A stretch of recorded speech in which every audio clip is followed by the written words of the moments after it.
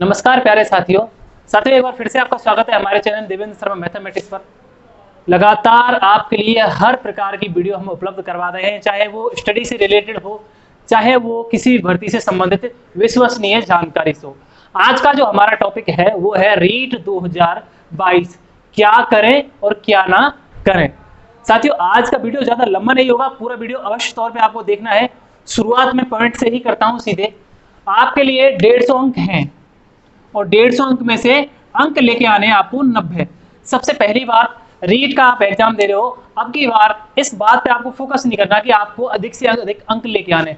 Focus इस बात पे करना है कि आपको 100 से 110 के बीच में अंक लेके आने। ज्यादा एक्स्ट्रा स्ट्रेस आपको लेने की जरूरत नहीं है। ये मेरा पहला पॉइंट था कि अब की बार ये सिर्फ क्वालिफाइंग एग्जाम है, तो इसको एक क्वालिफाइंग एग्जाम ही मान के चलना है, अधिक स्ट्रेस नहीं लेना। लेकिन कुछ सावधानी आपको रखने की जरूरत है, क्योंकि अगर बहुत ज्यादा इसको हल्के में हम ले लिया तो हो सकता है कि आपके वो 90 अंक जो मिनिमम मार्क्स आपको लाने हैं वो भी ना आ पाए।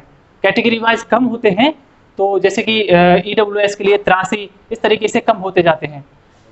प्यारे साथियों, सबसे पहले मैं बात करता हूं आपकी सब्जेक्ट की, कहाँ कितना पढ़ना है, कितना नहीं पढ़ना, कितना छोड़ना है, वो सारी चीजें मैं आज आपको बताऊंगा। सबसे पहली बात, आपकी जो सब्जेक्ट आनी है 60 अंक की आनी है। 60 अंक आपको बहुत ही बेहतरीन तरीके से ये तैयार करने हैं। आपको इस तरीके से यह 60 अंक तैयार करने हैं कि आप इसमें से एक भी अंक आपका कटे नहीं। मैं ये क्यों कह रहा हूं कि आपको यहाँ पूरे 60 अंक की तैयारी करनी है, क्योंकि ये जो आपकी सब्जेक्ट है ये आपके रीट के मेन पेपर में भी आएगी। बात करूं मैं आपकी लैंग्वेज, तो लैंग्वेज आपकी आएगी 60 अंक की ही। अब लैंग्वेज में आप ऐसा कर सकते हो, जैसे आप हिंदी पढ़ रहे हो, हिंदी में या संस्कृत पढ़ रहे हो, तो जो टॉपिक आपको बहुत ज्यादा टफ लगते हैं, अगर वो टॉपिक जिनमें आपको लगता है कि आप नहीं कर पाओगे या आपका बहुत ज्यादा समय इनमें बर्बाद होगा, तो उनमें फंसने की अब जरूरत नहीं है। आपको अपने सारे इजी टॉपिक पढ़ने हैं। दूसरी बात, मैं आपको कहना चाहूंगा, इनका आपको नया कोर्स कहीं से भी खरीदने की जरूरत नहीं है। भाषा का आप अपने पुराने नोट्सों से पढ़ सकते हो। अगर किसी के पास पुराने नोट्स नहीं है तो मार्केट में काफी सारे पुराने नोट्स अवेलेबल हैं, आप वहां से पढ़ सकते हो। और साथ ही साथ आप कोई भी मार्केट से गाइड भी लेके आ सकते हो, वहां से भी आप भाषा पढ़ सकते हो। हाँ, यहाँ पे आपको ऐसा टारगेट नहीं लेके चलना है कि आपके यहाँ पे एक भी अंक ना कटे, क्योंकि कुछ ऐसे टॉपिक हैं जिनका जरूरी नहीं है कि उनको आप पढ़ें। तो भाषा में आप थोड़ा सा जरूरी नहीं कि आप उस तरीके से पढ़ें कि आपको पूरे 60 अंक लेके आना है, कुछ छोड़ भी सकते हैं। बात करूं मैं साइकोलॉजी की, तो साइकोलॉजी में आप कोई भी नॉर्मल बुक पढ़ लेना, धीर सिंह दवाई सर की पढ़ो या फिर वंदना जादव मैम की पढ़ो, वंदना जोशी मैम की पढ़ो, सभी की बुक अच्छी है। रही बात धीर सिंह दवाई बुक की और वंदना जादव मैम की, तो अब की बात रीट के मेन सिलेबस में आपके लिए जुड़ी है शिक्षा मनोविज्ञान। लेकिन रीट का पात्रता जो एग्जाम है उसमें शिक्षा मनोविज्ञान ना होकर मनोविज्ञान है।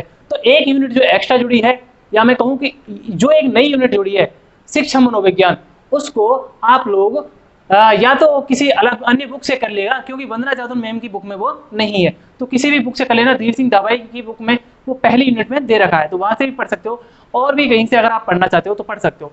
अब मैं बात करता हूं आपकी टेस्ट सीरीज की। प्यारे साथियों, अब टेस्ट सीरीज का आपका बहुत ही महत्वपूर्ण योगदान रहेगा ही, क्योंकि आपकी बार जो एग्जाम रीट का होने वाला है, निश्चित तौर पे पेपर तो अच्छा आएगा ही। अब आपको करना यह है कि किसी भी कोचिंग की आप टेस्ट सीरीज ले सकते हो। हमारे भी ऐप आरजे स्टडी पॉइंट पर टेस्ट सीरीज चल रही है, जिसमें आपको फ्री में टेस्ट सीरीज दी जा रही है। वैसे आपकी मर्जी है, बहुत सारी कोचिंग संस्थान की टेस्ट सीरीज चल रही है, आप कहीं से भी टेस्ट दो, लेकिन टेस्ट आपको देने हैं। पूरे 150 अंकों की कम से कम आपको 15 से 20 टेस्ट कम से कम आपको देने हैं। जब आपका अंतिम 1 महीना रह जाए तब आपको अपनी फुल टेस्ट सीरीज स्टार्ट करनी है। रही बात टॉपिक वाइज टेस्ट सीरीज की, तो अभी से आप अपनी टॉपिक वाइज टेस्ट सीरीज भी स्टार्ट कर सकते हैं। अब बात करता हूं मैं टाइम मैनेजमेंट की। तो टाइम मैनेजमेंट आपको कैसे करना है? टाइम मैनेजमेंट के लिए अभी हो सकता है कि आप रीट मेंस पेपर की भी तैयारी साथ साथ में कर रहे हो।